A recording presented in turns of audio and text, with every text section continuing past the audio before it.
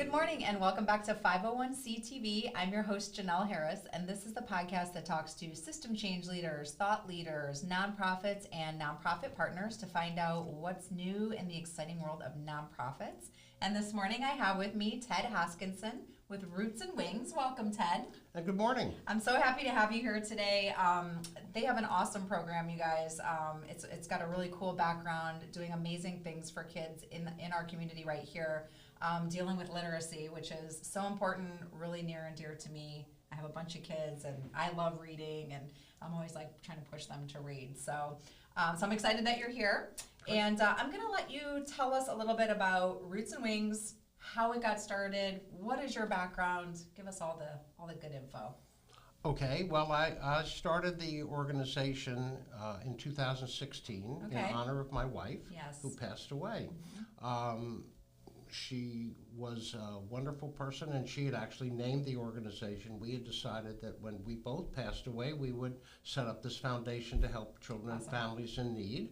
And Roots and Wings. So Roots and Wings. What's the meaning behind that? I think I know what it is, but I'm going to let you tell me. Well, she was the brilliant one. She went to Smith. She was magna cum laude. She was a lawyer. I went to Tulane. I drank. Stop. So but my mother always used to say, the great new thing about you is you can carry the umbrella and keep her out of the rain. There you go. So we all have a place in this world, right? To do the good things and to do the right things. So anyway, her concept of the two words was that you have to have a strong foundation, which is the roots.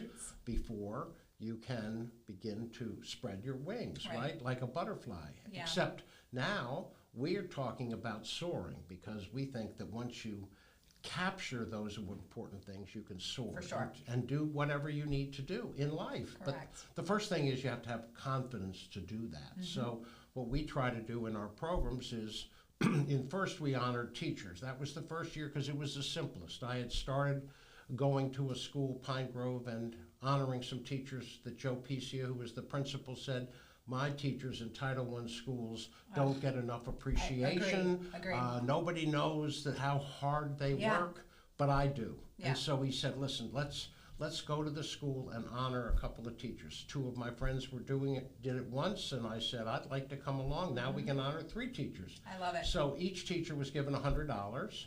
And it was in a little brown bag, a little sandwich bag, and Chuck put a Snickers bar on the outside there, so they were called the Snickers Awards, okay? Oh my gosh. So, but I said, so Mars Candies is up in Virginia, and I come from D.C., so I wrote him a letter. I went out there and tried to see somebody about sponsoring it, because, they got Mounds, they got Milky Way. Yeah.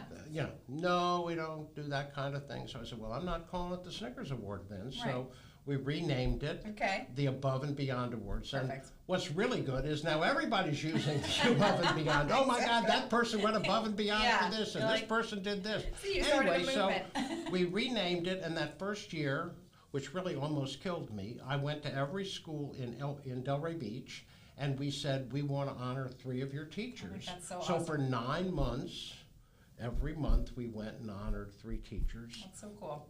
27 people in each school, picked by the principal. Awesome. We went and saw, right, and surprised them in their classrooms. It was invigorating. It really was, because the kids want to say how great it is, right? So it almost did kill me, though. But the really good news is the principals at that point said, whatever you need, whatever you want, because you're the only guy, you're the only people who ever are consistent. So many people start and say, well, we'd like to do this or that until it rains or until there's a bridge game or whatever, right? Yeah. So they come once, they come twice, but they don't come consistently. So keep going with it. At the end of that first year, I asked the new principal at Pine Grove, is there anything else we can do? And she said, help my kids read. Well, I came from a private school. I was lucky enough to get into a private school, so I didn't really understand that. We had the same size classrooms, but I didn't understand the language barriers or the home life of some of these kids, or all the other things that go into what makes a child not be there every morning, not having enough food, not having a bed to sleep on, not speaking the language, right? So we started the program at Pine Grove with with two of my buddies. We set the foundation up, the nonprofit up. We funded it with enough money to go and teach 30 kids in one grade, cool. third grade, because we'd heard third grade's the important. Yes. So the program was set up really by Pine Grove. We said, you tell us what you need. So they said, make the classes small, 10 kids or less. Let us make the lesson plans. Sure.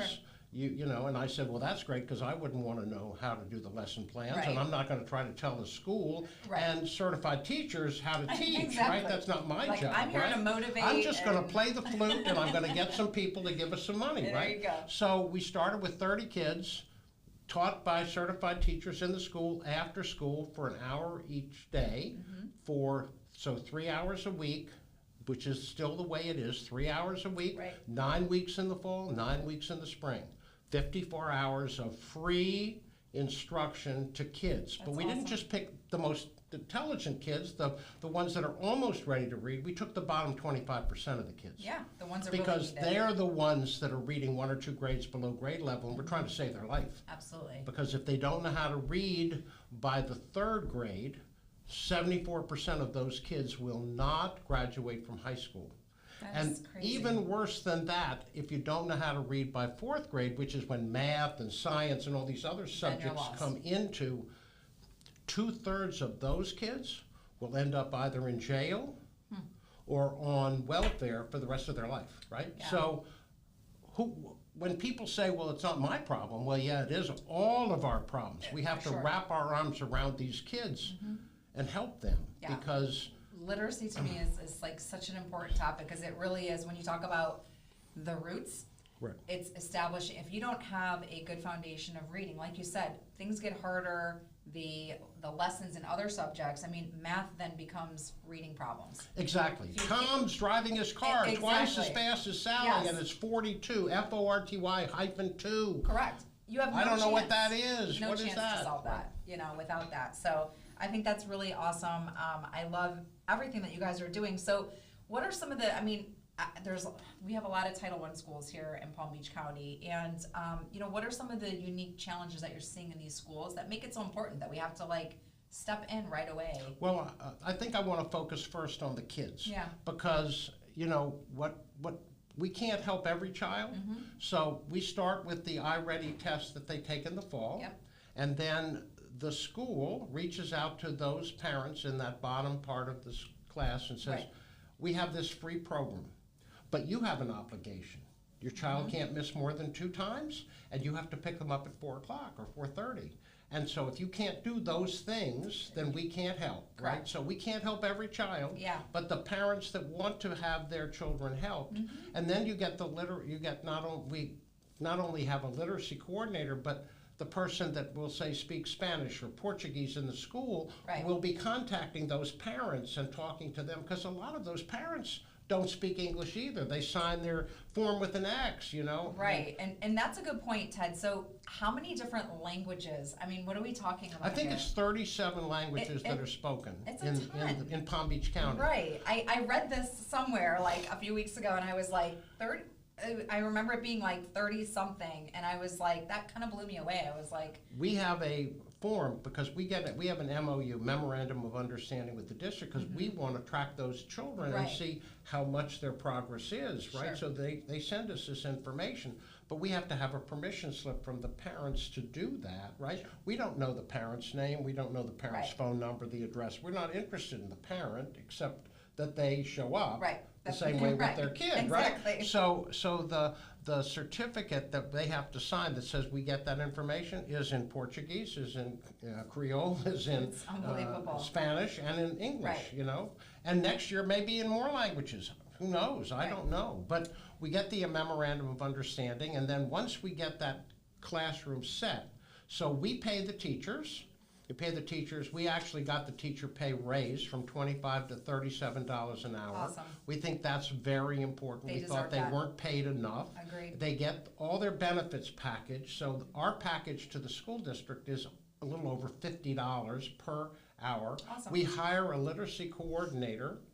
We pay the teachers not only for their teaching time, but for their study time to prep for the course. Right? Good. So that's an extra half hour that we pay them Awesome. for. Because all of these things are important. You want the teacher to be enthusiastic. For sure. But the best part of it is they're teaching their kids in their school, after school, in a small group of 10. Yeah. So when you know this group is grouped by what they don't know, and they all don't know basically the same thing. We have second graders with first graders. We have second graders with third graders. Right. Just based because on they're skill. regrouped. Correct. And they're happy to be. I was worried because sometimes you say, well, listen, they started the day at 8 o'clock, and now we give them a little snack before they start at 2:30, but aren't they asleep? Well, no, they're not asleep. They're enthusiastic They have more energy because than you now. they're doing things that are the same lesson recreated in a different way Personal to attention, try to too. get them to be successful. Yeah. And then we feel, from my marketing background from a long time ago, we feel that the most important thing is to put the child in charge of themselves. Yes. Because if they're not in charge of themselves, then if they try to do it for dad, that's not going to be successful, or mom, or whatever. Or if mom and dad want them to be successful, but they don't want to be, that doesn't work. Right. So the first week of school, we say to the kids, we want you to tell us what you have to do. The first thing you have to do before anything else to be successful. And of course they say, "Oh man, I gotta be smart." And I said, "No, you don't have to be smart. You just have to show up." Mm-hmm. And they say, "Well, that's not true." And I say, "Okay, so how about the football quarterback that can throw the touchdown pass every time they get on the field? If they're on the bench, can they throw it?" Well, the answer, of course, is no. Right. Or the basketball player that shoots 50 points in a game. If he's sitting there on the bench, he's not playing and he's not making points, right? So then we tell them, well, the most important thing but showing up is to be perfect in attendance, because when you're perfect in attendance, you've shown up all the time. So we give them a shirt. I always love showing the shirt because the shirt says perfect, and it also says around the word perfect is the languages that they speak. So cool. Which is really cool. And then on the back of the shirt, which was added last year, we have roots and wings. A firm foundation lets you spread your wings. Right? I love it, Ted. So we start with that because that's so important, right? Showing up. Absolutely. Then we give them an award. We give them an award for their perfection of the language. So if they gain 10 points on the iReady test that we get at the winner score, they get a bronze. Just like the Olympics, or they get the silver, or they get the gold. We print their name on the certificate. It's signed by both the principal and myself, and it's in nice paper, and it looks pretty good. And they can take it home and put it on their refrigerator door, and they can be proud of themselves. And I think that's a big part of it too, is you guys are giving them the confidence that they might not have had before. So, if you feel unsure about something, you kind of like retreat, and you don't want to really like do anything because for a number of reasons. You're scared, you're embarrassed, you're shy, you don't know. It's the fear of the unknown. So I love that you guys are doing this because it really just builds up their confidence. And the little kids, I just love them. Right. they get very excited about things like this. The other thing that I think is important is we have 2 celebrations a year. We have one in the fall, or actually in January, which once we get the test results, we invite the parents. It's a pizza party, right? Drinks, pizza, the parents are there, and I get up in front of the parents and I say, this is great that you're here, because you're taking time away from your busy day to say to your children, education's important. And this is a 3-way. Without this grouping, we'll never be successful. Parents, teachers, and support from the community, because we're just the community that's going out and helping them. We raise money to go out and help kids, right? So that's to me, that's the magical combination. So it's that three-prong approach. So tell me a little bit about some of the partnerships that you have, because I think it's kind of cool. You guys work not only with obviously your community partners and sponsors, but also other nonprofits, right? Correct. So tell me about some of that, because I think that's pretty cool. The biggest one is Boca West Children's Foundation. We're part of them. We're part of Extraordinary Charities as well. But so what we do with Boca West is they have a program where they give away bicycles to a couple of different organizations. And I said, I'm raising my hand. We want raising my bicycles. hands. Well, you know, this year we're going to give away over 300 bicycles, So and awesome. it's for kids that gained their growth goal for the year by the December testing, which means that they're on their way to making the difference Right. up where they were behind. Because it takes, if you're 2 years behind, if you get that stretch goal, That's you're huge. you're 2/3 of the way there to, because a lot of times it's just, you know how it's the like the the old beginning the slow- race. You start the race and you get Right. slow because you don't really Right. understand how you put the letters together. But then you get the The momentum going. the schools and stuff for a period of time didn't really teach phonics the way old people like me. I you know, agreed. I said the learned- same thing you- with my own kids. I was like, this is different than You can't than I look remember. at a picture of an elephant and say pronounce it. right. You know, that doesn't work. You have to Exactly. sound it out, and then you figure the first couple of letters together, and then you put the second part of the word together, and then you add something else. You know, this is how most people learned, and Sure. they're going back to that, Good. which is good. Yeah. But we need to continue to reinforce that, and our language is different. Our language is complicated, you know, compared to Very. a lot of other languages. Well, you made a good point. We were talking off camera a little bit, but you know, people don't understand just how challenging that is. You move here from another country, you have no knowledge of the language, and like you said, reverse it, go backwards. If you've ever taken a trip to another country, you know, and you're struggling trying to get around in that country. I travel every chance I get Yes. when I'm not working hard doing this for free, Yeah, right? exactly. And, you know, you'll go to when I get in that cab, I say to the driver, how many languages do you speak? The one in Malta spoke 17 Oh languages. my goodness. That's You know, and here unbelievable. we are struggling with a second language, Right, exactly. You know, maybe some of us know French or Spanish or whatever, Yeah. but we don't really generally know the third language, and this guy knows 17, you know. That's unbelievable. Amazing. Yeah, but it's really a struggle for things like that. You know, people to understand that concept that you don't just get plunked in here as like a child, and then you know you're in this whole new environment trying to not only learn a language but then like excel in all these classes and tests and everything. And so else. many of the parents don't speak English. Right. I mean, I know at Rolling Green, there were 2 parents that signed their form with an X. Right. I mean, you know, and this child is teaching their parents when they go home, which I see a lot which of is that the too, yeah. most incredible thing, you know. And so the stories that we get, which are really to me make the whole thing special. And we didn't, you know, so I told you about the bikes, right? Yes. And they have to be in the program from the beginning of the year. Well, we had a little extra money 2 years ago, so we gave a particular school, we gave Hammock Point the ability to start the program halfway through the year. And at the last testing, there was a child who parents had come from New Jersey before COVID, Gotcha. and in the travels, the child's bike had gotten broken. Aw.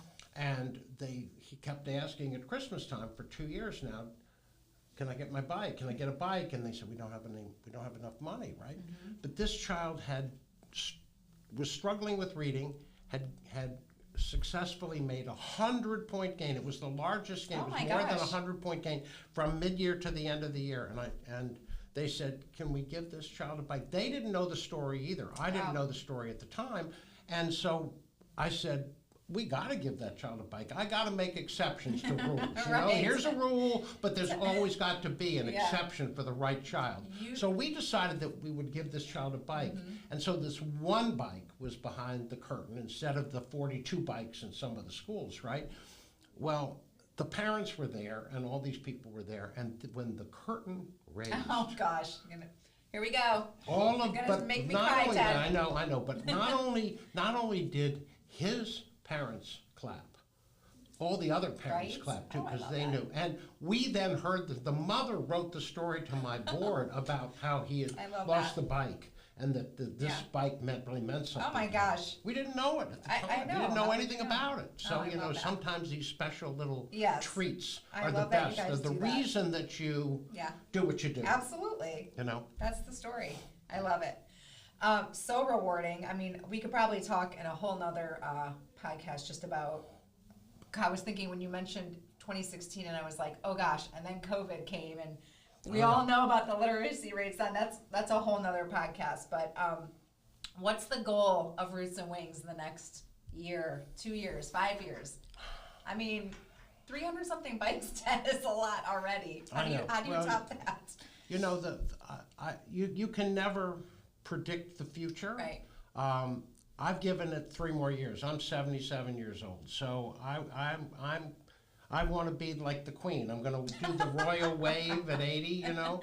But you have to you have to have the goal of what is your goal. Well, your goal is, we have developed really here something. I don't want to use the word franchise because that implies I'm trying to get money. It's right? a legacy. It's a legacy because it's duplicatable. There you go. Right? Yeah. If you have an organization, if you're in Tampa, Florida, and you have a group of ladies or men who want to honor teachers, you can do the same thing we do, where we send a survey out and the peers pick the teachers, and then you can go in and do this stuff to the classrooms the same way. The same program. All you got to do is go to the school district where there's always kids that need this help everywhere, right? Doesn't matter. And if you have people that can, the program is also at this level is very inexpensive compared to trying to pay for 125,000 person in you know, that's locked up. And that's the thing. Like, if anyone's listening, I mean, that's a great point that you make. We're running out of time, of course, already, but it's a great point that you make that we can leave with people, that if you're in an area outside of Palm Beach County and this is something that you want to do, it's like Ted said, they have the recipe for success here. So somebody could reach out. It's about $500 for the teacher when we do 7 classes and we hire the literacy person. Outside of the special things that we give away, it's about $500 a child. So a class is $5,000. Half a year is $2,500. $250 a child. I mean, people all over the place that have wealth are thinking, well, what can I do to make a real impact and difference? Here's a great way to do that, because you're changing lives. You're saving lives, you know? And thank you for saying that, because I think sometimes people hear about different programs and they think either it's so unattainable or it's so complicated and I could, you know, how would I do this and get involved? So that's really cool that's, you know, it's really not that much when you look at all the good that comes out of it. And, you know, at the end of the day, it's really so much more than just that, you know. Right. Small well, we price. have, you know, it's amazing to me, because when we go to honor the teachers, that reinforces what we do with the school day. But when we go into the classroom, so the last school that we went to, J.C. Mitchell, to honor teachers, the first person was a policeman who was now a detective, and so he was leaving the school district, and 4 other people from the police department, the school police department, were there to honor him. That's so cool. And you don't have, you know, policemen don't cry, right? This guy, you know, held back the tears Big because burly guy, exactly, yeah, you know. I love that. And it was because she had to force him. She said, "Oh, you know, there's some paperwork that you didn't sign, you know." So he's walking into this room, and all of a sudden he's blown away by 4 other people who took the time to be there with him, along with the principal, right? So then the second person we honor is the person who was on the phone speaking Spanish to all the children, saying, this is a program that to the parents, this is a program that you have to have your child do, because this will save your child, this will help your child. For sure. So she's starting to cry, but the woman over here who's also being honored, that we didn't even know is being honored, she's like crying because she's her best friend and she knows how much work she did, right? So we don't pick the teachers, right? We don't pick the teachers, the teachers do. Thing, and it's just, you know, it's so simple, but it's so needed and necessary. And we get support from that from so many people, whether it's pizza or hamburgers from Five Guys or a car wash or whatever. That's we awesome. get all these things that the Y gives them a free month to go, you know, and exercise, you know, so, or swim in the pool or do whatever, you know. So to me, that is part of the community that says, we're here supporting you. Right. Thanking you for the hard work you do. And that's what we all have to understand. We are part of a family. Absolutely. You know, and we all have to be part of that family. And it isn't that some person can give more than somebody else can. Of course they can. Right. Give what you can. make a difference. And if you can't do anything, open a door for somebody, smile, say Right. thank you to the person at Starbucks that other Yeah, people just said, be the kind." coffee's not hot enough. To heck with the coffee not being hot enough. Yeah. Say thank you Yeah. for giving me the Just be coffee. gracious. I didn't have to make it today myself, you know? Exactly. These things happen. A lot of people forget that these days, I think. They do. So, They do. yeah. But, well, I appreciate all you're doing. I think this is a tremendous program. You know, I love Roots and Wings always. But follow them online, you guys. They have a really great website, too. I checked out a lot of information on your website. And they're doing awesome things here, in Palm Beach County, which, again, as Ted mentioned, it's our backyard. This is our Yeah, we're up in family. Jupiter now. Are you all the way up Yeah. there in Jupiter, too? Yeah. And Awesome. we've gotten 2 donations from IBIS and from Mirasol, so we're going Good. to have a couple more schools up there next year. I love it. Keep doing all the amazing work that you're doing. We appreciate all that you do, and thank you for joining here Oh, I loved today it. on I loved 501c TV, and you're welcome back anytime. Thanks. And that's it. We are out of time, guys. So follow along online with Ted Hoskinson with Roots and Wings and see all the awesome things that they're doing here for our kids in our schools here in Palm Beach County. And follow us next time on 501c TV. And a special thank you again to Kana House Studios, Wellington's first and only social media content creation studio. We'll see you next time. Thank you. Thanks, Thank Ted. you.